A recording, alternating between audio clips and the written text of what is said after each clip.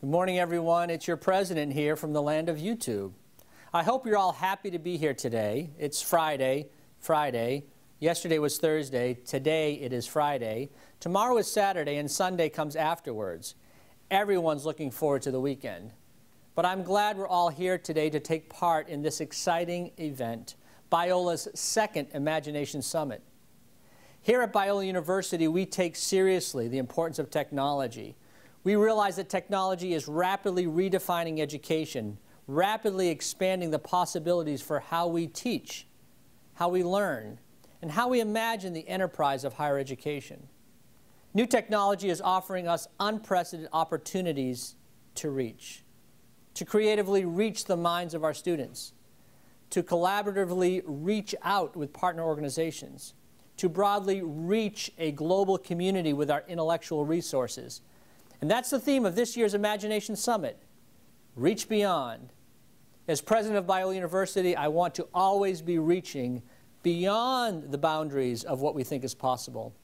I want Biola University to step outside of the box in our understanding of how we do education. In this day and age, it's not enough for Biola to just be catching up. We must be innovating. It's not enough to just be on YouTube or Facebook or Twitter. It's not enough to just have a website. We want Biola to be cutting edge, to be innovating rather than playing catch up. And that's what today is all about. But it's also important to remember that we don't want to throw away what's at our core as we continue to embrace the new. It's not an either-or situation. In a fast-paced Twitter world, we still want to advocate for slowed down and thoughtful learning models. In an increasingly virtual, digital existence, we still want to advocate for bricks and mortar education and the importance of physical presence. In fact, I'd much prefer to be in physical presence with you right now. Okay. Well, good morning. It's great to no longer be virtually here with you, but really here with you. I was just got a text from my son. He turns 12 today, Sam. So I said, happy birthday, you're 12. He says, no, I'm not until 5:50 p.m.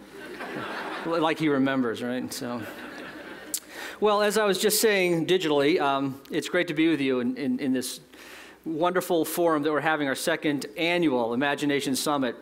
Today's summit is going to spotlight some of the kind of exciting initiatives that are happening today, really globally, and what we hope to be doing in terms of thinking very deeply about that as we do education here at Biola University. Today we're going to be examining how technology, for instance, is being used to enhance the learning experience, envisioning how we can use technology to advance biblical worldview, exploring the role that you can play in extending Biola's reach, and even asking such questions as, will there be textbooks in 10 years?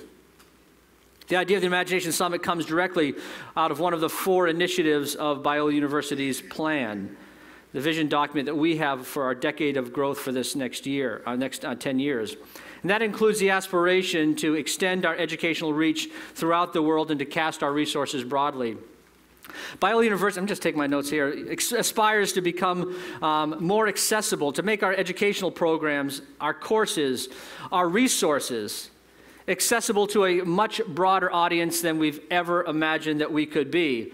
And we're not going to bind our mission to our Southern California campus, but we're going to extend our reach through technology, through new media, through these emerging ways of reaching out to new sites, to educational collaborations with strategic alliances globally.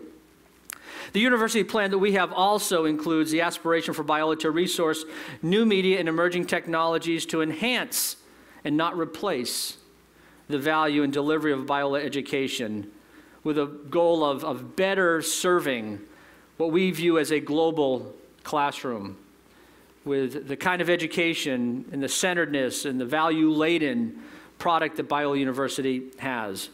And Biola University, I believe, is already well positioned geographically on the Pacific Rim as a Pacific Rim university to be that global university. But now technology will make it even more possible for us to educate those in all corners of the globe, equipping them with the knowledge and the resources of this university. And through technology, people from around the world are now able to download lectures on iTunes University for free, to watch Biola chapels or events on YouTube, or they can glean biblical insights from the Good Book blog, which started recently out of our Talbot School of Theology faculty and is the first seminary to create a blog like this. In its first 2 months, it's been visited by over 10,000 people from 94 countries. One more way in which we are extending our reach, the theme of this Imagination Summit. These are some examples of how Biola is leveraging technology to broaden the scope of our mission to provide a biblically centered worldview, these resources to equip men and women in mind and character to impact the world for good for the cause of Christ. But it's not just what we're doing now, but it's what we're dreaming that we can do, because I believe that this is just the beginning. Today's about building on what we're already doing. I shared with some of the speakers a little bit earlier that I want us to provoke today. I want us to look beyond our own horizons of reality and begin to think of things that we haven't even thought about before. That's why this is called the Imagination Summit. We are trying to imagine new ideas of where we go from here. And our conversation today is going to be led by some thoughtful women and men who work in new media or who have thought a lot about its impact and its possibilities. Lily Turner's here. Lily is the Director of Operations of Emerging Technologies Group at Cisco Systems. She's going to talk to us about borderless education, about the possibilities of education when the barriers of time, distance, geography are removed. Jeff Monday's here from Apple. He's going to talk to us about challenge-based learning and how an industry leader like Apple is innovating and developing new products for the shifting landscape of higher education, and we know that those tectonic plates are shifting beneath our feet even now. Then we'll hear from Paul Kim. Paul's here from Stanford University, where he's the Chief Information Officer of Stanford University's School of Education. And Paul's going to walk us through some of the specific examples of how Stanford is turning innovation in education into action, not just thinking about it, but doing something. Right before lunch, we're privileged to have Dan Cathy here. Dan, as many of you know, is the President and CEO of Chick-fil-A, flying in this morning from Atlanta for this event, talking to us about how technology can be used to improve in the way in which customers, which any business has, are served and connected to each other and to the product of that corporation. And Chick-fil-A is a leading corporation of virtue and values today. Dan's also been kind enough to provide all of us with chicken sandwiches for lunch, okay? So when you go out there, just think, eat more chicken. You'll be okay. The afternoon, we're going to have a continuation of this discussion, beginning with a thought-provoking conversation about the future of books, led by Jason Ilian, the former CEO of Tangle.com, and Maureen Gherkins, former CEO of Zondervan. And what role do books play in this generation, the coming generation of education? And we'll ask this question of Jason and Maureen: will we have textbooks 10 years from now? Then we'll have a presentation by Biola's own Gary Weicherly, Dave Bourgeois, Brian Miller, updating us on Biola's new project called Project Open Hands. This initiative where we provide the resources of Biola University, lectures, chapel services, classroom interaction, special guests that are on campus, that kind of deep, thoughtful, probing, integrative thinking that Biola is known for, how we're giving that away free online. We're going to end the day with Steve Mahalo, CEO of Crescendo, who's going to award the grand prizes to winners of Biola's student website design. $25,000 competition sponsored by Crescendo. Steve, thanks for being here. And some of your leaders of Crescendo as well. It's going to be an exciting day. A warm welcome to, we have colleagues from other schools that are here. I know folks are here from Fuller, from Vanguard. We have guests that are here for this weekend's conference called Christian Web Conference. Maybe if you're here from Christian Web Conference, why don't you stand so we can recognize you? You might be here for a few days, and thank you for being here for this conference at Biola University.